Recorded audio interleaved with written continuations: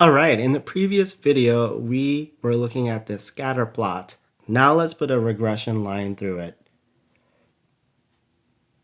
like so. The regression line is the straight line through the plot that fits the data best. So let me put that here because it's actually missing from the sentence.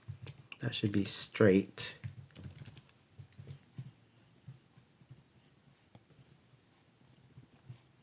So again, the regression line is the straight line through the plot that fits the data best.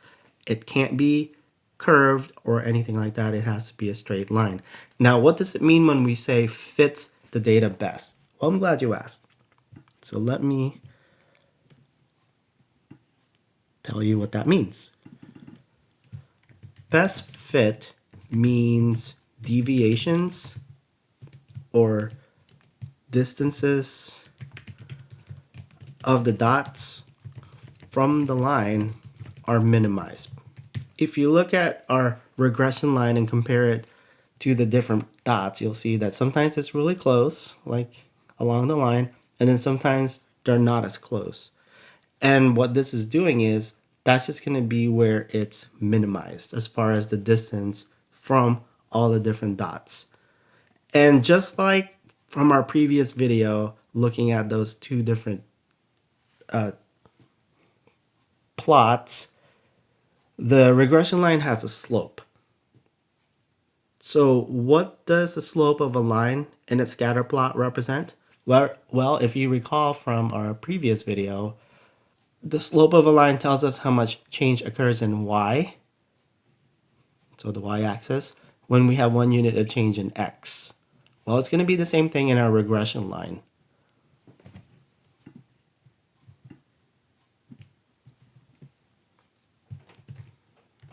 The slope tells us how much change occurs in y when we have 1 unit of change in x. 1 unit of change in advertising, well, how much does that affect traffic in our example? And the slope of the line here in our example is 0.35. And in looking at our x variable, advertising, 1 unit of change would be $1.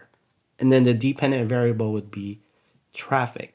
So an increase of $1 in advertising is associated with an increase of what? How many people in the store? Well, it's going to be the slope.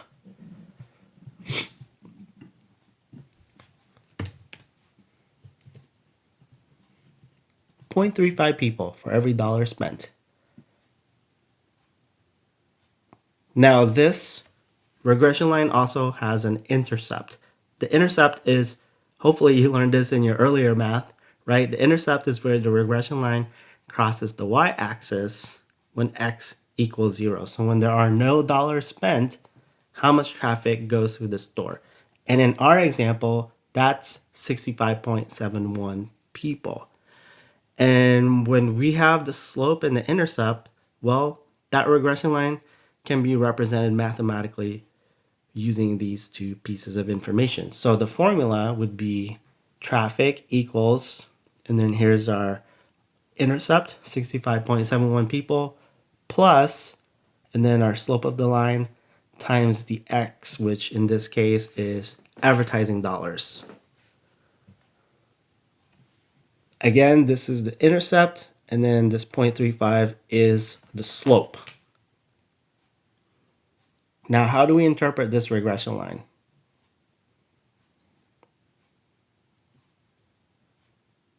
When there is $0 advertising on Friday, how many people were estimated to be in the store on Saturday? Well, when we set advertising to be 0 and we multiply that by 0.35, that's what we get, right? The intercept. So 65.71.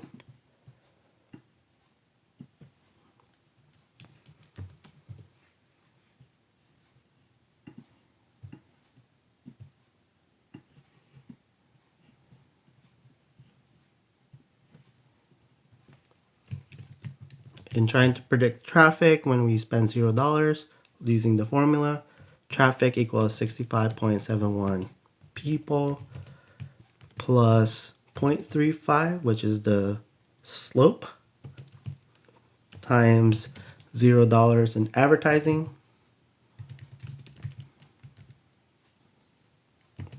That gives us 65.71.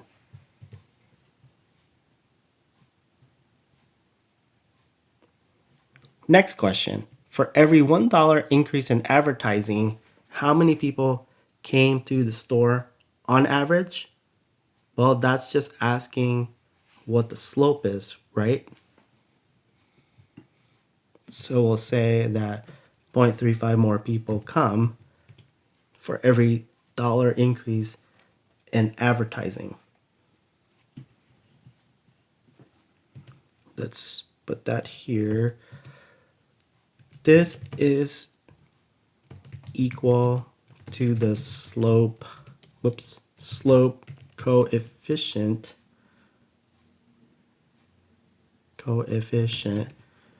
which is 0.35. Next question. For a $10 increase in advertising, how many more people? Well, this is a 10 unit increase in advertising, so we multiply the slope by 10.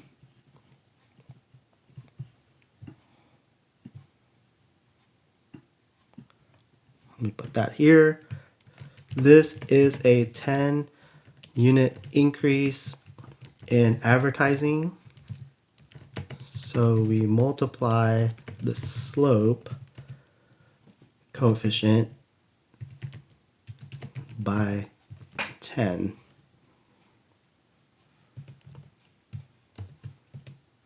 0.35 times 10, that equals 35, right? So the answer is 35 more people. For a $10 increase, we could expect 35 more people. Next example, if $152 was spent on advertising, how many people are estimated to be in the store? Well, again, it would be about plugging in information from our regression line formula. So let's do this. 65.71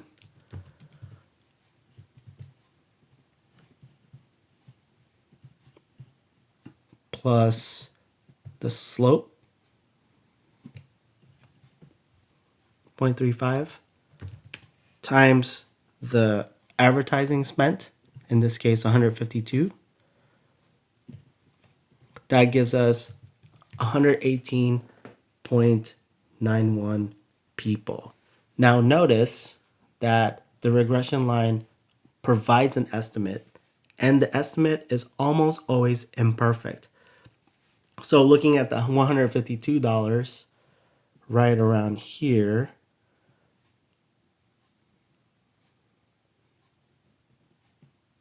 well, that actually corresponds, so this is what our regression line is saying. It's estimating it'll be 118.91 people, but really what happened in one of the stores is it resulted in around 60 in traffic instead of 118.91 people.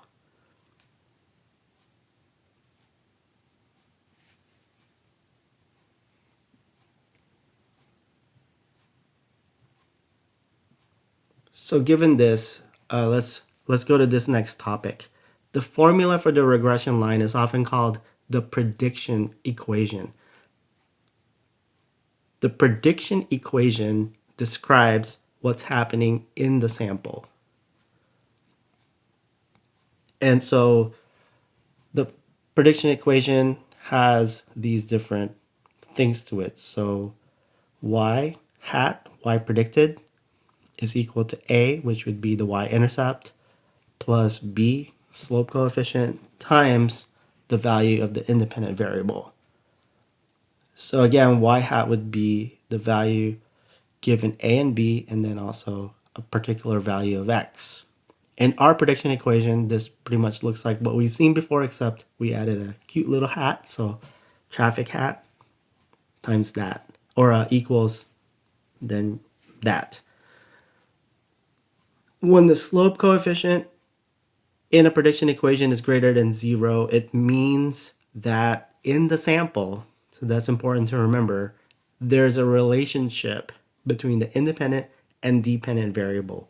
Well, in our case, it's 0.35. It's not 0, so there's a relationship.